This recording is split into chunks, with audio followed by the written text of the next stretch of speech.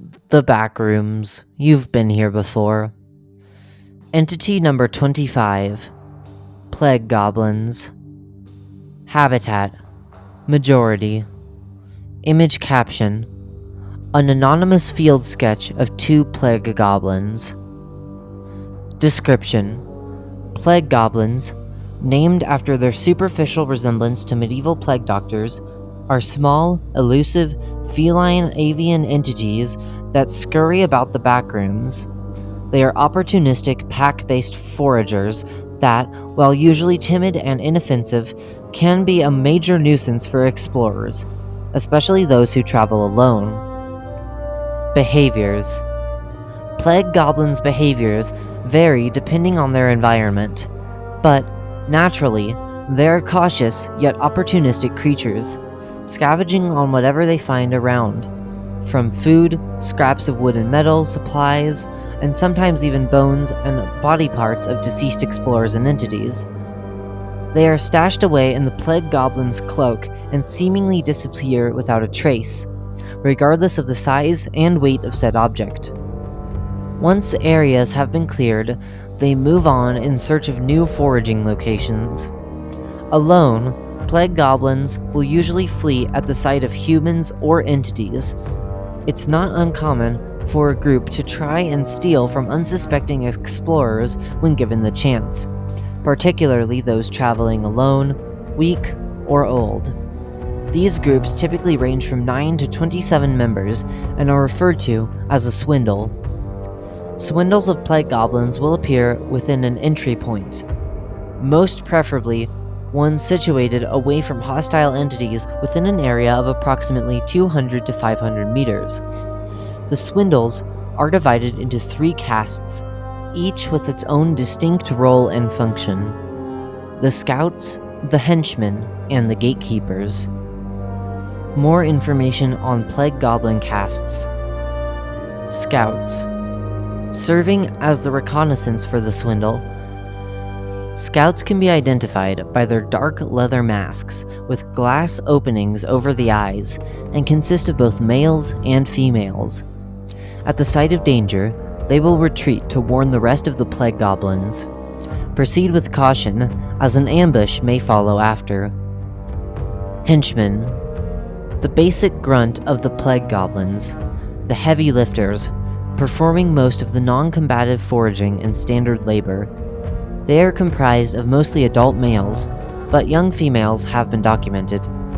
They can be identified by having smooth, light brown or white masks lacking distinctive features. These are the most numerous cast members and are always seen in the group.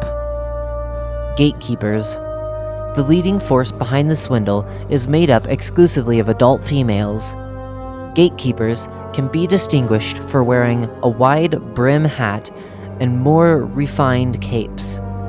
They adorn highly decorated masks with distinct patterns. Each wields a silver cane tipped with an hourglass, though this isn't always the case. The gatekeeper uses this device to produce a portal from which the swindle enters and leaves. How it is capable of doing so is currently unknown. More information here. Plague goblins, while typically nomadic entities, do build permanent lodges at stable levels. These settlements are referred to by travelers as wards. Wards consist of tents built from various items the plague goblins have collected. Items include camping equipment, bones and skins, wood, and various fabrics and beddings. There can be from 100 to 500 individual plague goblins in a single ward. It is ill-advised to try and steal from or break into a ward. They are heavily fortified and stocked with traps to ensnare would-be trespassers. The residing plague goblins will also retaliate with extreme aggression and violence.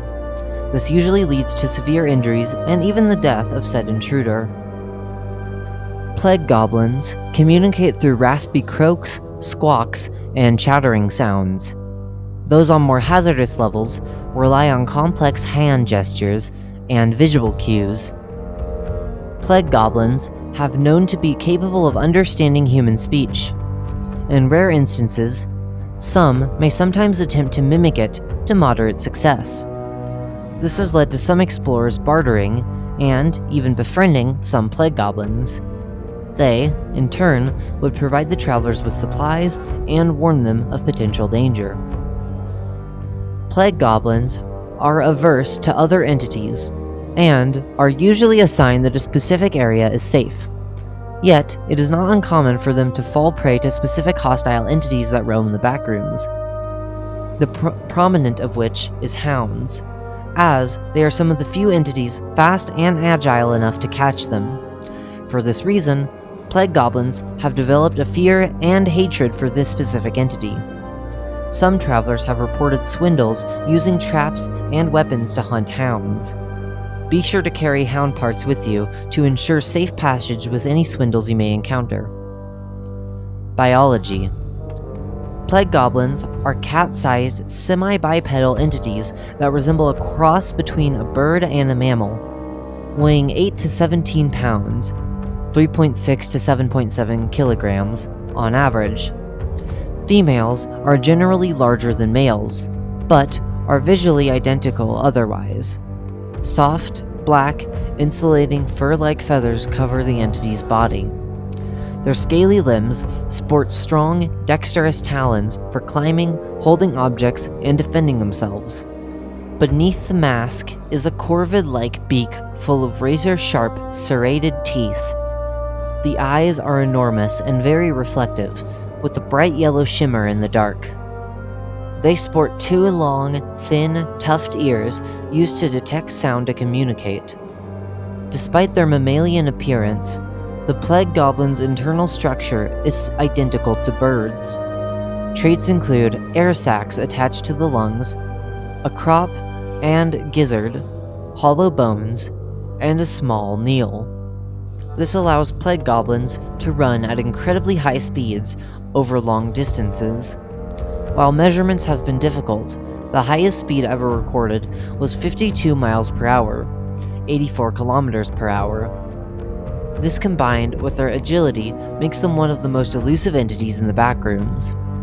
If killed, the meat and organs are clean and palatable and can be safely eaten raw or cooked.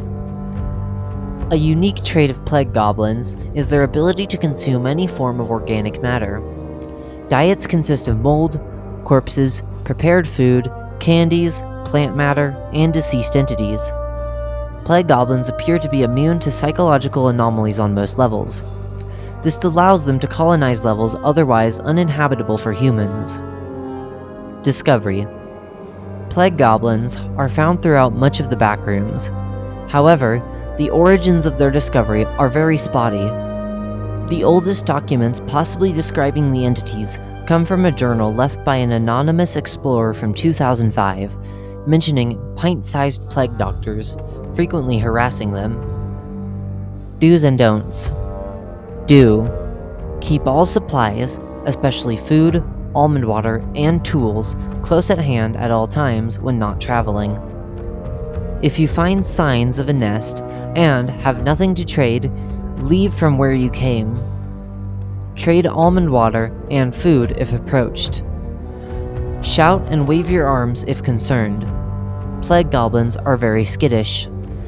If the attack persists, injuring/killing an individual entity isn't particularly difficult, and will often send a pack into retreat. They will not return, so don't bother following. Try to rescue endangered goblins when you can. Killing a hound, or just carrying hound parts, is highly recommended when negotiating with them. Don't.